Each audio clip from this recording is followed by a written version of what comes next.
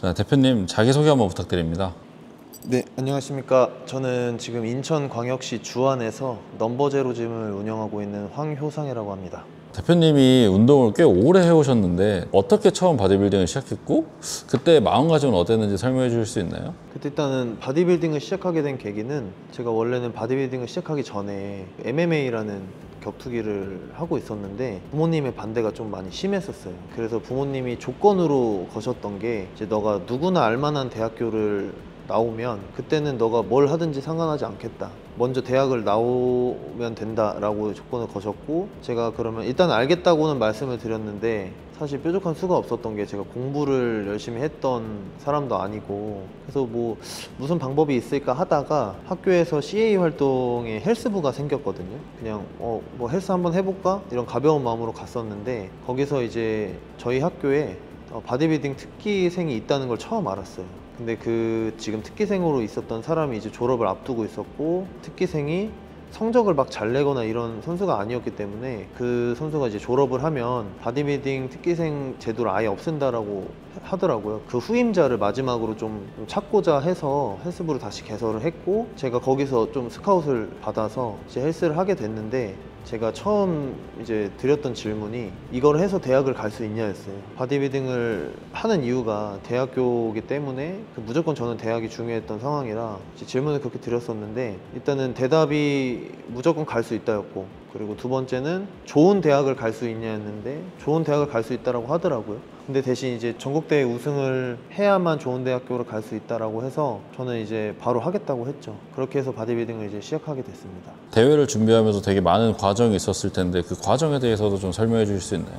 일단 바디빌딩을 한 지 제가 3개월 만에 전국대회 입상을 했고, 그리고 학교에서도 이제 슬슬 인정하는 분위기였어요. 학교 수업 시간을 좀 빼주고 정상 참석을 해주고 헬스장에서 운동하고 와라, 이렇게 특혜를 좀 받고 있는 상황에서 제가 그 다음 해 14년도 때 충계대학이라는 대회에서 전국대회에서 우승을 했거든요.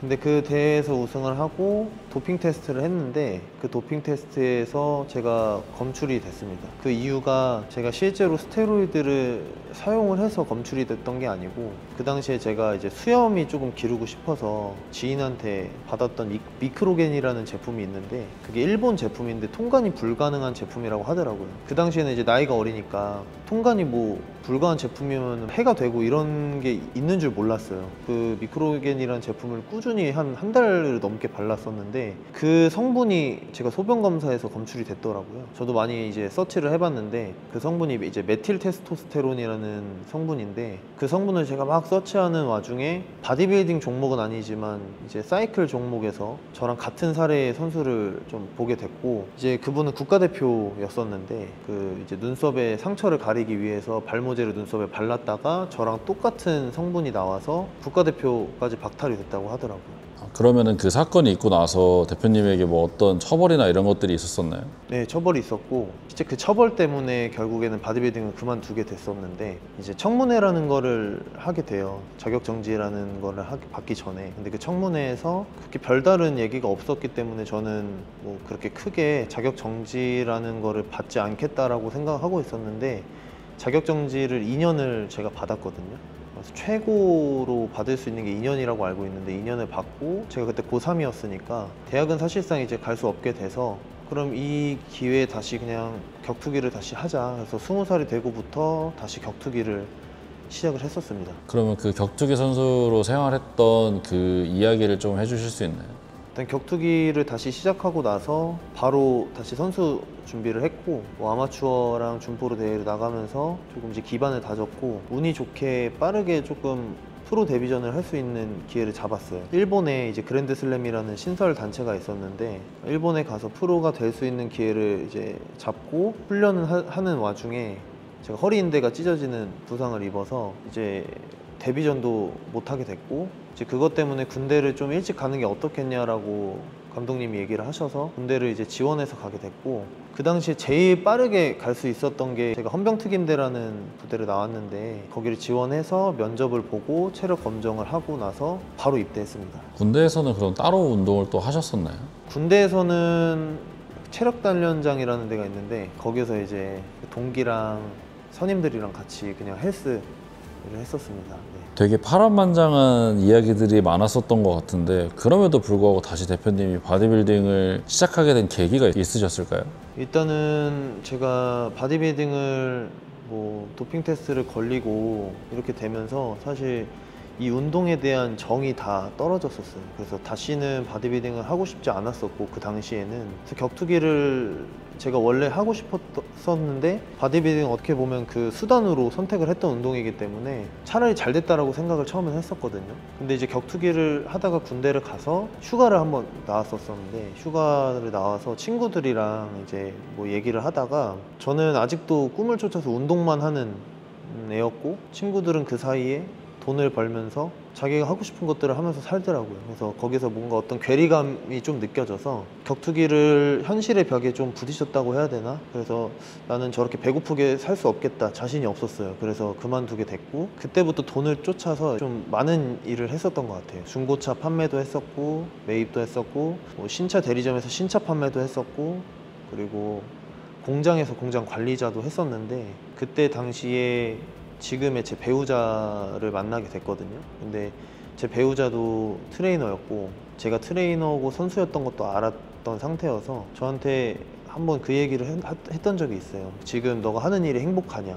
꿈을 포기할 만큼 돈을 많이 버냐? 근데 둘 다 아니었어서 제가 그냥 행복하지 않은 것 같다 라고 얘기하니까, 제 와이프가 그럼 너가 행복한 일을 하는 게 어떠냐, 너가 잘할 수 있는 것들을 하는 게 어떠냐, 그 말을 듣고 다시 트레이너 일을 시작하게 되면서 자연스럽게 바디빌딩도 다시 이제 시작하게 됐던 것 같습니다. 그렇게 바디빌딩으로 돌아오면서 순탄치 않았다고 들었었는데 대표님이 뭔가 몸에 이상도 있으셨었고 그런 상황에 대해서도 말씀해 주실 수 있나요? 제가 작년에 심장 이슈가 조금 크게 있었었는데, 그 당시에 이제 뭐 많은 또 이유가 있었지만 스트레스도 많았고 또 잠도 많이 못 자고 여러 가지 이유로 심장이 좀 안 좋아졌었어요. 근데 그 안 좋아졌던 정도가 단순히 그냥 좀 시간이 지나면 회복되는 정도가 아니었고 굉장히 좀 안 좋은 상태였었습니다. 제가 만약에 이거를 그 당시에 알아차리지 못하고 병원에 안 갔었으면 진짜 죽었을 수도 있었던 상황이어서, 나중에 이제 알고 병원에 갔었을 때 이미 이제 시술은 불가피한 상황이었고, 그래서 시술을 받게 되고 입원 생활을 하면서 여태껏 쌓아왔던 바디빌딩에 대한 모든 것들이 다 무너졌었어요. 그때 당시에 먹었던 뭐 심장 약들이나 이런 것들이 지금 바디빌딩과 완전히 반대되는 기전을 갖고 있어서 하루하루 몸이 빠져가는 모습을 보면서 우울증도 왔었고, 그리고 제가 지금 먹여 살려야 될 가정도 있기 때문에 단순히 제가 그냥 대회를 포기하면 되겠다라는 처음에 생각이었는데 그게 안 되더라고요. 대표님이 고생하셨던 그 질병에 대해서도 조금 더 얘기해 주실 수 있나요? 제가 진단받았던 질병은 총 3개고, 이제 수축성 신부전이라는 신부전을 하나 진단을 받았었고, 그 다음에 심방세동 부정맥이라는 또 부정맥을 하나 진단받고, 확장성 심근병증이라고 해서 심장이 비대해지는 질병이 있어요. 그렇게 해서 3개를 총 진단을 받았었고, 나중에 추후에 이제 유전자 검사를 했었는데 제가 유전자 변이가 생겨서 심장이 안 좋아졌다고 하더라고요. 근데 그 유전자 변이가 티틴이라는 이제 변이고, 그게 한국인 중에 0.037% 정도만 갖고 있는 질병이라고 하더라고요. 희귀병이라고 하더라고요. 0.037%를 이겨내고 재활에 성공한 케이스라고 봐도 될까요? 지금은 그렇다고 봐도 될 것 같습니다. 네. 예전에 바디빌딩을 했을 때와 지금의 바디빌딩을 했었을 때 좀 달라진 상황이 있을까요? 사실 예전에는 제가 아까 처음에 말씀드렸다시피 선수 생활을 먼저 시작을 했기 때문에 어떤 이 운동에 대한 즐거움이라든지 성취감 이런 것들이 전혀 없었고, 그냥 뭔가에 쫓기듯이 성적을 꼭 내야만 한다는 그런 부담감에 사로잡혀서 운동을 했었던 것 같아요. 좋았던 기억이 사실 없었고 그냥 힘든 기억만 있었는데, 그 와중에도 어쨌든 성적을 냈기 때문에 그 기억이 아직도 저는 좀 남거든요. 그래서 지금 이제 아팠다가 다시 운동을 시작하게 되면서 약간 사소한 거에 대한 감사함을 많이 일단 느끼게 됐어요. 예를 들어서 뭐 예전에는 뭐 먹는 거에 대한 어떤 좀 힘듦이 있었다면 지금은 이마저도 약간 과정의 즐거움이다라고 생각을 하고, 그리고 운동을 하면서 이 힘든 순간마저 내가 좋아서 선택한 거니까 다 즐겁게 느껴지고 내가 건강을 챙기면서 운동할 수 있다는 어떤 확신도 생겼기 때문에 지금은 너무 그냥 소중한 시간인 것 같습니다. 감사하면서 살고 있습니다. 처음 제가 들었었을 때 넘버제로라는 이름 자체가 되게 좀 특이하다고 생각을 했는데 대표님에게 조금 의미가 있는 말일까요? 네, 사실 제가 여기 헬스장을 지금 운영한 지 6년 정도 됐는데 처음에는 토크짐이라는 이름의 헬스장을 인수를 했어요.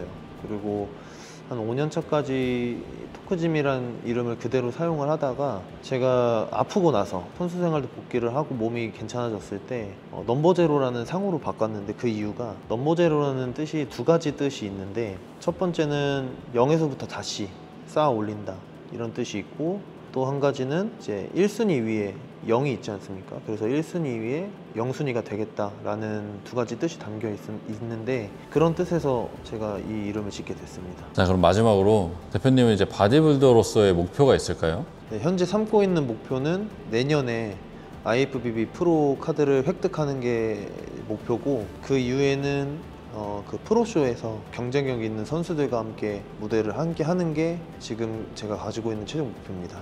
그럼 이제 앞으로 유튜브에서 대표님은 어떤 사람이 되고 싶나요?